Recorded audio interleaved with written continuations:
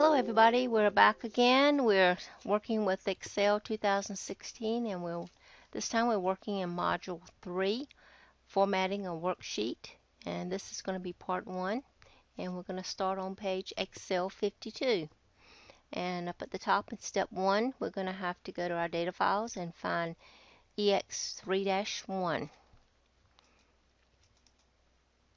And you may see this reminder that the file has been saved for security reasons, and but we want to make sure we're going to choose edit anyway. Okay, now we're going to finish up step 1 with saving it as and renaming it to EX3-R2G advertising expenses.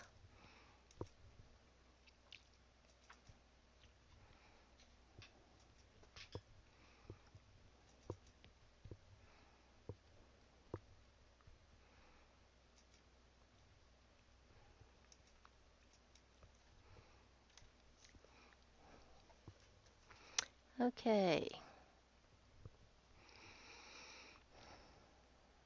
we're going to select the cell range D4 through D32.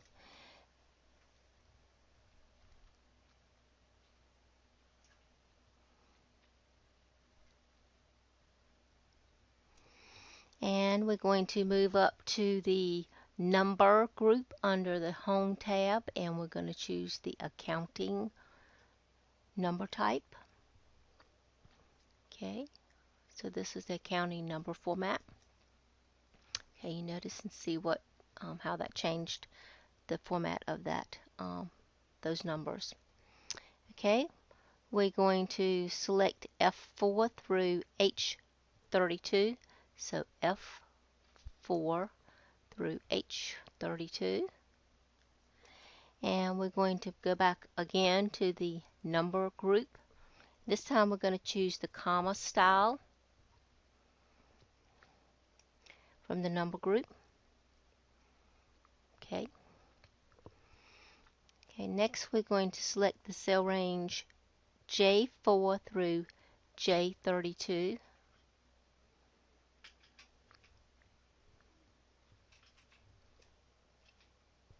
And in the number group we're going to choose percentage style. Then we're going to come to the number group and choose to increase the decimal. So we're going to choose that button. We're going to click it one time. Then we're going to come back and select the decrease decimal. We're going to select that twice, and we're at step 5. Okay, we're going to select cell range B4 through B32. So B4 through B32. And then we're going to click the dialog box launcher under the number group. So remember, this is our dialog box launcher. Okay, and we've noticed that it automatically figured out this was a date, but we're going to format it, and we're going to format it with 14-March-12. So we're going to select it, and we're going to say OK. And then we're going to come down and select C4 through C31. And we're going to click in the range and click Format Cells from the shortcut menu. Okay, so in this range, we're going to right click and choose Format Cells. Okay, so that's the same dialog box that opens up. It's just a different way to open it. And we're going to come and choose the 14-March option for this date. And then we're going to say OK. And then we're going to choose Control Home keys to move back to the beginning of this worksheet. So Control Home takes us back to the beginning. And then we're going to save our work. We're going to check out the figures on the opposite page just to see if we're moving in the right way, and our worksheet looks similar to those. We're going to move over to page Excel 54, and up at the top we're going to click the font list arrow in the font group on the home tab. So here's your font group. So here's your font list, and we're going to click in that. We're going to find Times New Roman. Now they're in alphabetical order, but a good way to quickly move down the list is just to start typing Times, and it'll automatically find it for you. So Times New Roman, and then we're going to click in the font size list arrow,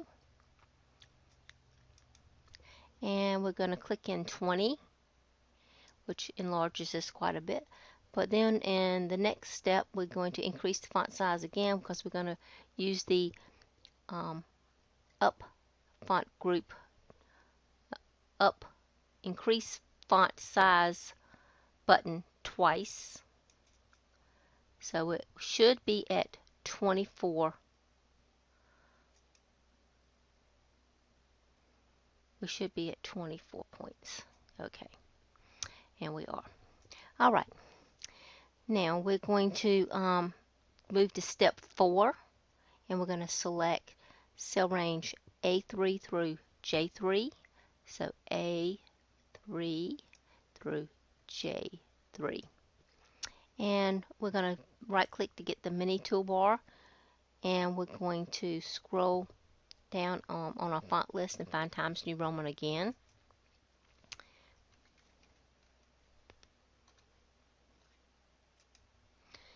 And we're going to change the font size list arrow. We're going to choose 14. Okay, we're going to now save our work and check out what we have on the opposite page with our figures. And we're going to move to page Excel 56, and up at the top in step 1 we're going to press the Control and Home keys to move back to the beginning of our worksheet. Okay, this time we're going to change the font in that header, this at the top of our page, to bold. So we're going to choose bold in the font group on the home tab, and then we're going to click in cell A3, and we're going to choose the underline button. And then in the next step we're going to choose the italic and then the bold, and then we're going to click in the italic again to deselect it. So if you decide you don't like the way that looks, you can deselect it by just clicking on it. And we're going to quickly format the rest of those titles there by using the Format Painter button. And that's going to be in the clipboard group under your home tab. So you're going to select that, which copies the format from that particular cell, and then we're going to select range B3 through J3, and notice it quickly formats all of those in the same format. Okay, now we're going to select range A1 through H1, and we're going to move up to the top in the alignment group, and we're going to find merge and center. So we're going to use the merge and center button, and that actually creates one cell out of those 8 cells. And so now it's just one cell, and when it's referenced it's going to be A1. Okay, we're going to select the range A3 through J3. Okay, and we're going to choose the center button on the quick access toolbar, and then we're going to save our work and check out what we have across the page and our figures and the table to learn a little bit more about common font style and alignment buttons. Okay, let's turn now to page Excel 58, and we're going to look at step 1, and we're going to resize some of the columns. So we're going to position our pointer between the A and B columns, and you notice that the pointer changes. And we're going to drag to the right until we get to approximately 15.29, but if you are close, that's okay. So we're just going to gradually scroll and see if we can get to 15.29, and if we can't get exactly that, we're going to stop. Okay, that's pretty good. All right. We're going to position the pointer on the line between B and C until it changes to this pointer. Okay, and then we're going to double click. Oh, that was much easier. Okay, we're going to use that's auto fit. We're going to use auto fit to resize columns C, D, and J. So we can do them individually, or you can actually select two at the time, or you can select all of them at a time. So I'm going to just do one at the time. This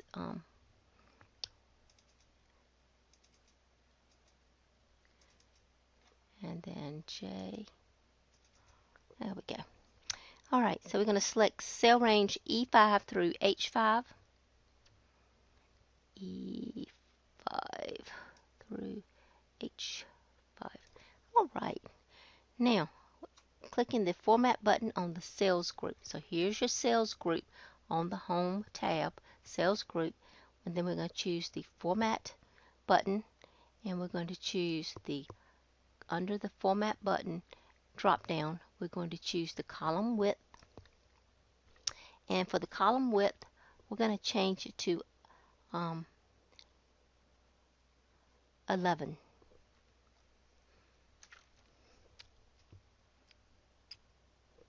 Okay, and we're going to say OK. So that widens those out just a little bit. Okay. Now we're going to save our work, and we're going to check out the figures on the opposite page, and we're going to move over to page Excel 60. We're going to right click in the cell A32. So move on down to A32, which is empty right now, and we're going to right click in that cell, and we're going to choose Insert. And we're going to select from those options, we're going to select Entire Row option button.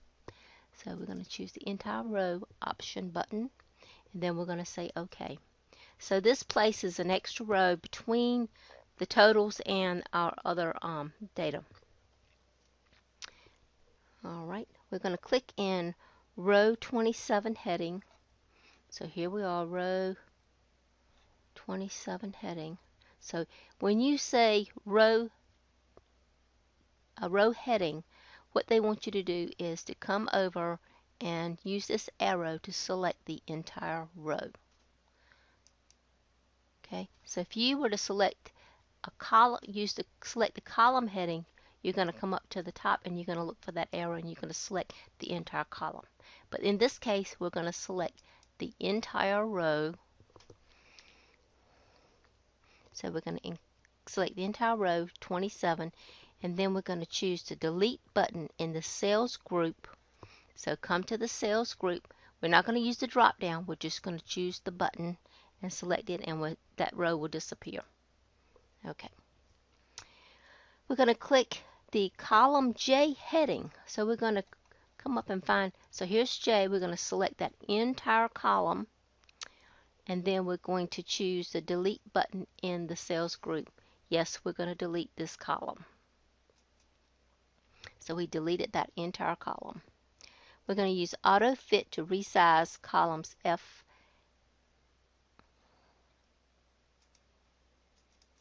and H. All right, we're going to save our work, and we're going to check out what's on the opposite page, and we're going to look at page Excel 62. Okay, next time we're going to begin with step 1 on Excel 62.